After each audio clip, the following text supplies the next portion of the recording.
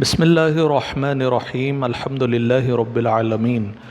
الصلاة والسلام علی سید الانبیاء والمرسلین وعلی آلہ وصحبہ اجمعین۔ پیشاب اور پاخانہ کی جگہ سے اس کے پیشاب کے اور پاخانے کے اثر کو دور کرنے کا نام استنجا کہلاتا ہے۔ یہ ڈھیلوں اور پانی دونوں سے کرنا سنت ہے، یعنی پہلے ڈھیلوں اور پھر پانی سے کرنا سنت ہے، لیکن پہلے پانی اور اس کے بعد ڈھیلوں سے کرنا یہ مکروہ ہے۔ آپ ڈھیلوں اور پانی سے استعمال کرنے کو اس طرح سمجھیے کہ یہ ڈھیلوں اور پانی سے استعمال کرنا گویا کہ ڈسٹنکشن مارکس لانے کے برابر ہے، لیکن اگر صرف ڈھیلے یا صرف پانی سے اگر استنجا کریں گے تو یہ پاسنگ مارکس لانے کی طرح ہے۔ اگر آپ صرف ڈھیلے یا صرف پانی دونوں میں سے کوئی بھی چیز استعمال نہیں کریں گے تو آپ کا استنجا نہیں ہوگا، صحیح طریقے سے ہوگا ہی نہیں۔ تو دونوں میں سے کوئی ایک کرنا آپ کے لیے، کوئی ایک چیز استعمال کرنا آپ کے لیے واجب ہے۔ اب اس کے بعد آگے آپ کو بتلا رہے ہیں کہ پانی سے استنجا کرنے کے شرائط یہ ہیں کہ طہور پانی استعمال کیا جائے، یعنی ایسا پانی استعمال کیا جائے جو خود بھی پاک ہے اور دوسروں کو پاک کرنے کی صلاحیت اس میں موجود ہے۔ اور دوسری شرط یہ ہے کہ پانی کی مقدار اتنی ہونی چاہیے کہ وہ دھونے کے لیے کافی ہو۔ یہ شرائط ہے۔ اب اس کے بعد آپ کو بتلا رہے ہیں کہ جب آپ پیشاب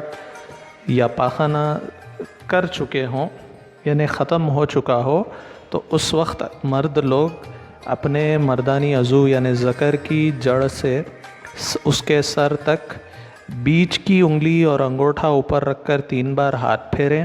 اور مردانی عضو کو 3 بار زور سے کھینچیں۔ اس طرح کرنے سے بقیہ پیشاب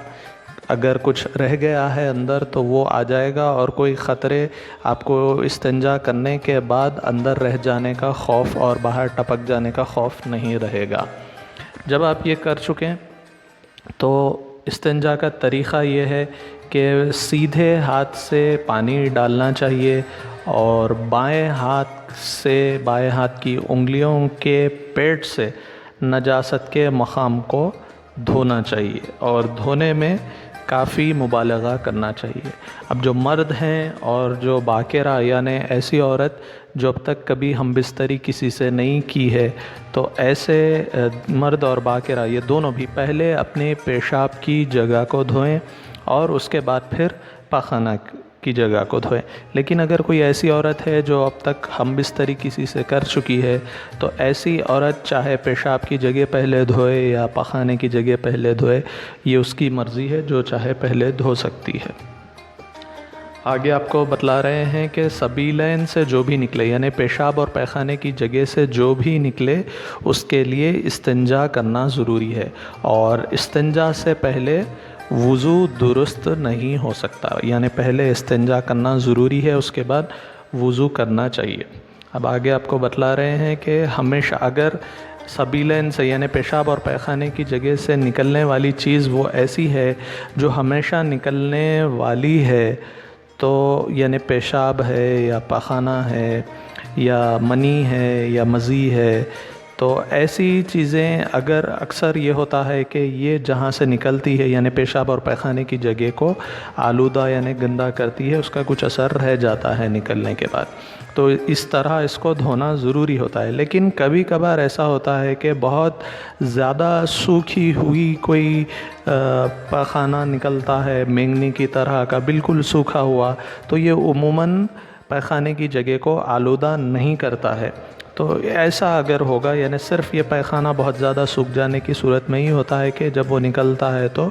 پیخانے کی جگہ آلودہ نہیں ہوتی ہے، اس کا پیخانے کا اثر پیخانے کی جگہ پہ نہیں رہتا ہے، تو ایسی صورت میں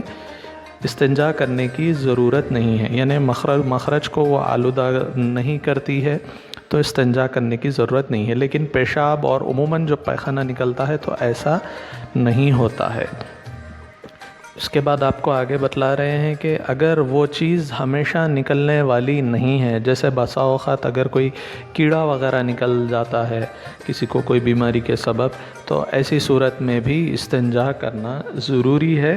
لیکن ہوا نکلنے کی صورت میں استنجا کرنا کوئی ضروری نہیں ہے، ممنوع ہے، بلکہ ہوا اگر نکلتی ہے، کوئی گیس وغیرہ خارج ہوتی ہے تو۔ اس کے بعد آگے آپ کو بتلا رہے ہیں کہ ڈھیلوں سے صفائی کرنے کا طریقہ۔ ڈھیلے، پہلے تو ڈھیلے کے حکم میں صاف پتھر یا ڈھیلا یا ٹھیکری یا کپڑا، یہ سب آپ استعمال کر سکتے ہیں صفائی کرنے کے لیے، اور اس کے لیے جو طریقہ ہے وہ یہ ہے کہ کم از کم 3 بار ڈھیلوں سے صاف کیا جانا چاہیے، پخانے کی اور پیشاب کی جگہ سے اس کے اثر کو دور کیا جانا چاہیے، اور کم از کم 3 بار ایسا کیا جانا چاہیے۔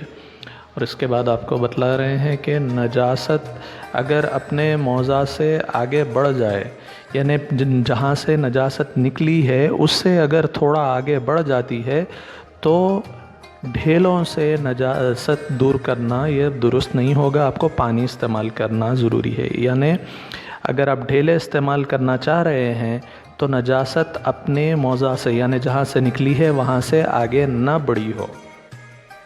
اور ایک بات آپ کو آگے بتلا رہے ہیں کہ مخرج غیر معتاد نہ ہو، یعنی بسا اوقات بعض لوگوں کو ایسا ہوتا ہے کہ سٹول جو ہے،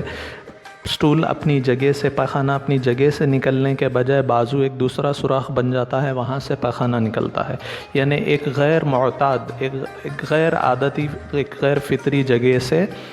نکل رہا ہے پیخانہ، تو ایسی صورت میں بھی استنجا ڈھیلوں سے کرنا جائز نہیں ہے، آپ کو پانی استعمال کرنا ہوگا۔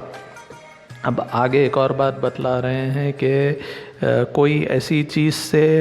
استنجا نہیں کرنا چاہیے جو ممنوع ہو، جیسے کوئی گوبر کے اپلے ہے،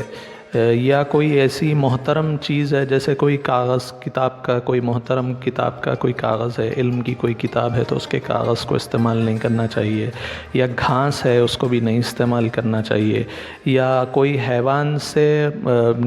متصلہ کوئی چیز ہے جیسے دم ہے یا بال ہے تو اس سے بھی استنجا نہیں کرنا چاہیے۔ تو یہاں تک کہ استنجا کے آداب ختم ہوئے، ہمیں اجازت دیجیے، شکریہ، جزاک اللہ خیر، السلام علیکم ورحمۃ اللہ وبرکاتہ۔